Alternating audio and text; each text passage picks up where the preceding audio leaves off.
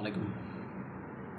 সম্মানিত দর্শক, আজকে আমরা যে বিষয়টা আলোচনা করব যে ইরানের পাশে মার্কিন যুক্তরাষ্ট্র তাদের তৃতীয় আরেকটি রণতরী, যেটা general F George W Bush এই বিমানবাহী রণতরীটি মোতায়েন করেছে। এখন একদিকে আমরা দেখতেছি মার্কিন যুক্তরাষ্ট্র এবং ইরানের ভিতরে যে উত্তেজনা এবং আলোচনা সেটা চলমান।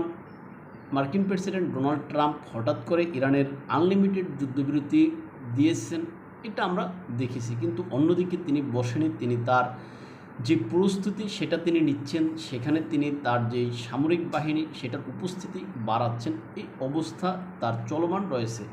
এই সমস্ত বিষয়গুলো নিয়ে আমরা আলোচনা করতে চেষ্টা করব। আশা করি আপনারা সম্পূর্ণ ভিডিওটা দেখবেন এবং আপনাদের মূল্যবান মতামত কমেন্ট বক্সে লিখে জানাবেন। চলুন শুরু করা যাক। সম্মানিত দর্শক, মার্কিন যুক্তরাষ্ট্র এরকম একটা দেশ যাদেরকে বিশ্বাস করা যায় না, এরকমটা ইরান প্রায়শই বলে থাকে। কারণ কি? ইরানের ভাষ্য ছিল যে আমরা তাদের সাথে আলোচনায় ছিলাম, আমরা তাদের সাথে আলোচনায় রয়েছি তাদের সাথে, সেখানে মার্কিন যুক্তরাষ্ট্র আমাদের উপরে এসে হামলা করেছে, মার্কিন যুক্তরাষ্ট্র আমাদের উপরে আক্রমণ করেছে, এটা তো বিশ্ব দেখেছে। আসলেই তো ইরানের এই কথাটা কিন্তু সঠিক। কেননা এই যে গত 28শে ফেব্রুয়ারি মার্কিন যুক্তরাষ্ট্র এবং ইসরায়েল মিলে ইরানের উপরে যে হামলা পরিচালনা করেছে, সে হামলার সময় ইরান যুক্তরাষ্ট্রের সাথে কিন্তু আলোচনায় ছিল। একদিকে আলোচনা চলমান, অন্যদিকে আপনি হামলা করা, এটা তো আসলে কোনো সুস্থ কারণ হতে পারে না বা সুস্থ কোনো ব্যক্তির কাজ হতে পারে না। কিন্তু সেই কাজই মার্কিন যুক্তরাষ্ট্র করে দেখিয়েছে বা মার্কিন যুক্তরাষ্ট্র করে থাকে। এখন ইরানের কথা হচ্ছে যে আমি তোমার সাথে আবার আলোচনায় যাব, তুমি আবার আমার উপরে আক্রমণ করবা, এটা হবে না। তুমি স্থায়ী কোনো একটা বিষয় নিয়ে আসো, সেখানে কথা হবে। যদি সেটা না হয় তাহলে খেলা হবে। আমিও প্রস্তুত, তুমিও প্রস্তুত। এখন ইরান প্রস্তুত, ইরানের বিষয়টা আমরা হয়তো জানি না, যদিও ইরান মুখে বলে যে তারা প্রস্তুত। তাদের ভিতরে কার্ড রয়েছে, যেটা ইরানের পার্লামেন্টের স্পিকার বলেছেন আমাদের কাছে নতুন কার্ড রয়েছে, আমরা নতুন কার্ড তৈরি করেছি, যে কার্ড আমরা সামনে ব্যবহার করব। এখন সারা বিশ্বের মনে সেই প্রশ্নটা রয়েছে যে ইরানের সেই নতুন কার্ডটা কি। অন্যদিকে যে মার্কিন যুক্তরাষ্ট্র তারা তো বসে নেই। কারণ কি? আমার আগের ভিডিওতে আমরা বলেছিলাম যে মার্কিন যুক্তরাষ্ট্রের যে সমস্ত আপনার কি বলেছেন গোলাবারুদ সংকট বা মধ্যপ্রাচ্যে তাদের যে অস্ত্র সংকট, এখন মার্কিন যুক্তরাষ্ট্র হয়তো এই যুদ্ধবিরতির ভিতরে তাদের সেই অস্ত্রের যে সংকট, সেই অস্ত্রের ঘাটতিটা পূরণ করতেছে। তাদের যে গোলাবারুদের যে সংকট রয়েছে, সেই গোলাবারুদ এনে মজুত করতেছে, হোক সেটা তাদের বন্ধু যে কোনো রাষ্ট্র থেকে হোক না কেন, সেটা নিয়ে আসতেছে। এমনকি তাদের যে বিমানবাহী রণতরী, সেই রণতরী এই যে মধ্যপ্রাচ্যে পাঠাচ্ছে। সব মিলিয়ে সেখানে পরিস্থিতি হয়তো সামনের দিনগুলোতে আরও ভয়াবহ আকার ধারণ করতে পারে বলেই আমার কাছে মনে হয়। এখন এই অবস্থাতে এসে মার্কিন প্রেসিডেন্ট তাহলে যে যুদ্ধবিরতি ঘোষণা করলেন সেটা কি? আসলে মার্কিন প্রেসিডেন্ট ডোনাল্ড ট্রাম্প তিনি যে যুদ্ধবিরতি ঘোষণা করেছেন, এটা ছাড়া তার আর কোনো উপায় ছিল না। তিনি যদি কালকেই ইরানের উপরে হঠাৎ করে হামলা করেন, সেই হামলাতে ইরান বসে থাকবে না, ইরান কিন্তু পাল্টা হামলা করবে। তাহলে এই পাল্টা হামলা করলে ইরানকে ঠেকানোর জন্য বা ইরানকে চেপে ধরার জন্য যে বিষয়গুলো তার দরকার, তার কাছে এই মুহূর্তে সেই বিষয়গুলো নেই। সেই বিষয়গুলো তিনি এখন জোগাড় করতেছেন, সেই বিষয়গুলো তিনি এনে জড়ো করতেছেন মধ্যপ্রাচ্যে, তারপর তিনি ইরানকে চেপে ধরবেন, এরকমটাই সামরিক বিশ্লেষকগণ মনে করেন। আর এই লক্ষ্যই মার্কিন প্রেসিডেন্ট তার যে বিমানবাহী রণতরী বলেন বা আরও যে সমস্ত প্রস্তুতি তারা সম্পূর্ণ করতেছে, এগুলোর লক্ষ্য একটাই, সেটা হচ্ছে দ্বিতীয়বার আবার যুদ্ধ শুরু করা এখানে।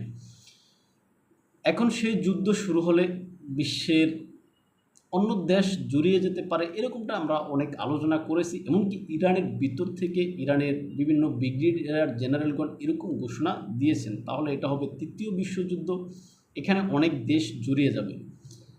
আর এই যে অনেক দেশ জড়িয়ে যাবে, এর কারণ হিসেবে আমরা দেখি, আপনারা যুদ্ধের প্রাথমিক সময়ে কিন্তু হুথিরা নিশ্চুপ ছিল, হুথিরা এখানে অংশগ্রহণ করেনি।